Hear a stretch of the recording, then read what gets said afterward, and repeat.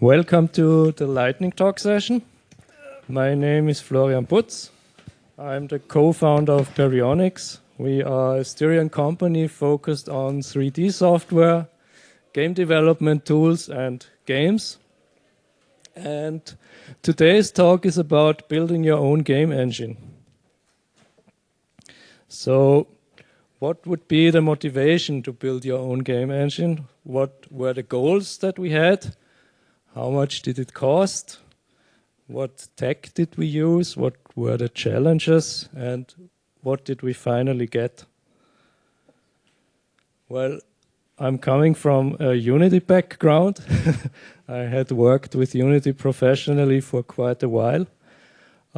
And there was a bit of a dissatisfaction with recent decisions Unity made, like separating the render pipelines and consequently plugins not working with either of them or only with one of them, and some plugins did not work at all.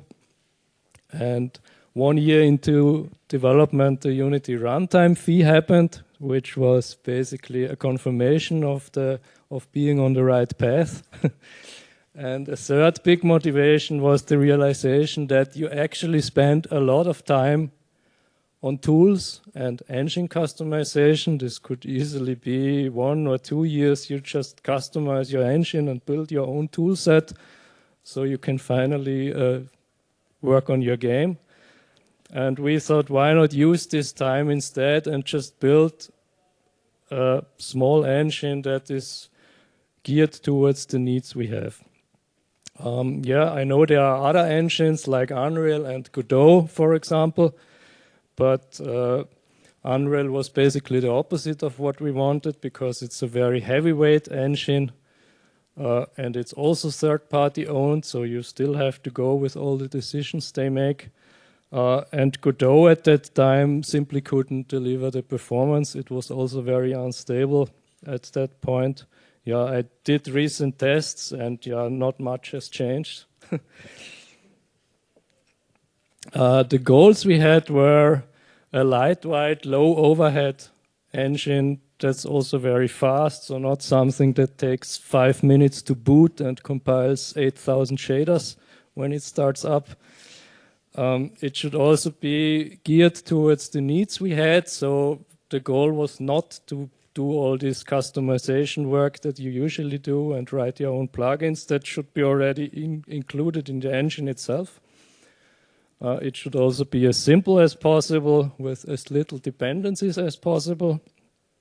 And the editor experience should be only minimal. This was something we decided right from the start because why not use Blender as our primary authoring tool? So one of the features is also the engine plays very well together with Blender. We started in summer 2022 and initial estimations were okay, it will probably take 14 to 18 months. Finally, we overshot by 6 months, but I will tell you the reason in a second. So the first year was all about building the foundation. The engine is fully ECS and job system driven. Building scene graph stuff, I/O, serialization, input, sound, localization systems, so everything you usually don't see. And then only the second year was about building the renderer.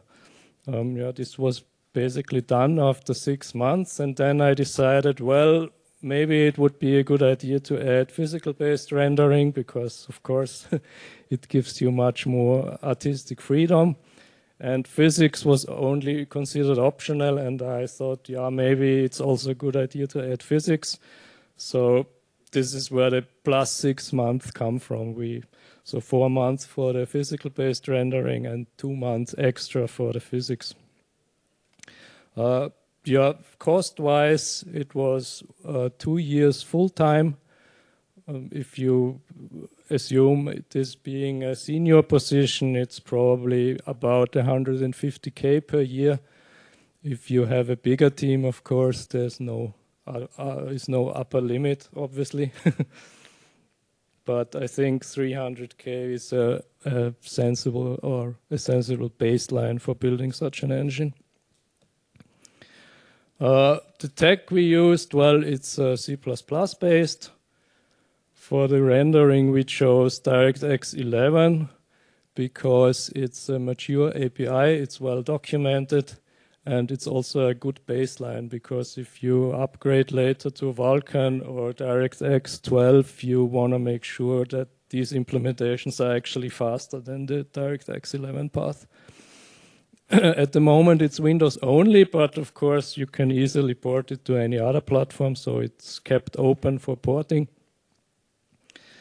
The only dependencies we have is Jolt for physics, IM GUI, GLTF library, and GLM for math. So it's a pretty small set of dependencies. Everything else was implemented by ourselves.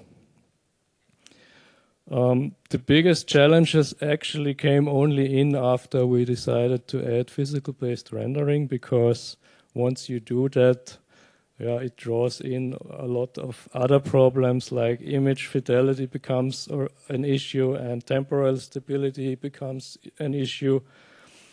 So you have to do all these other tricks you need to make the image stable again and to make it look nice again. So this is where a lot of work went in.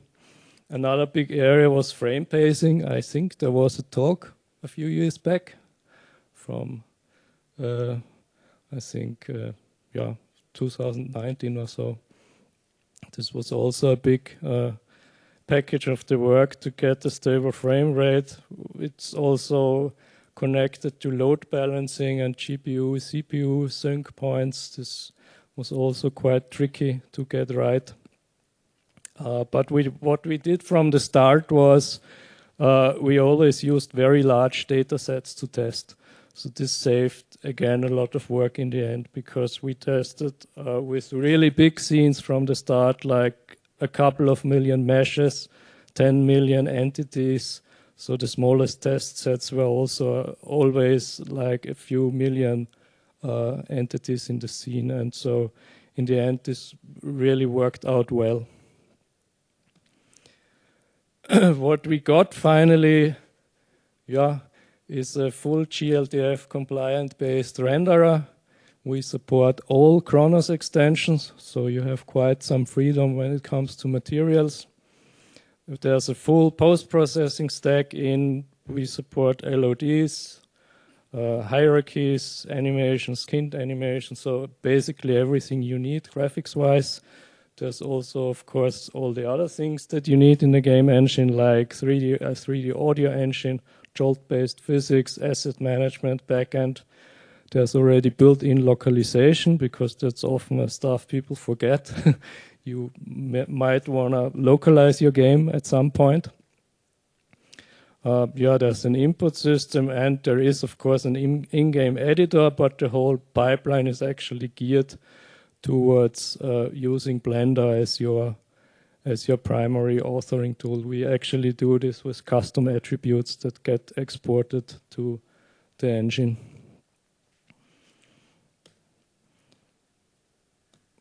So, if you are interested in the engine, or if you have more questions, or if you're interested in working with us, you can meet me in the coffee area. And here you see our senior rendering engineer working on the engine. Thank you.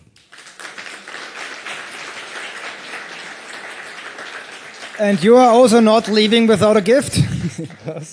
So we are well within schedule. Any questions? We have time for one.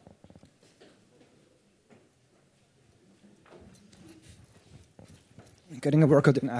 I'm biased, maybe, but have you done any calculations when the 300K you spent on the engine is going to be like worth it, or like how much? Can you estimate somehow how much you've saved through that work? Well, that's something the future will tell. Okay. But of course, you have to, of course, subtract it from any future work you do. But of course, if you make, for example, a game that's would be very successful and you chose some of the other engines, it could well be cheaper than in the end, because let's say you are super successful, sell 10 million copies and use the Unreal Engine, then you are cheaper with your own engine. Yeah, nice. Okay, thank you very much. Yep. Okay. So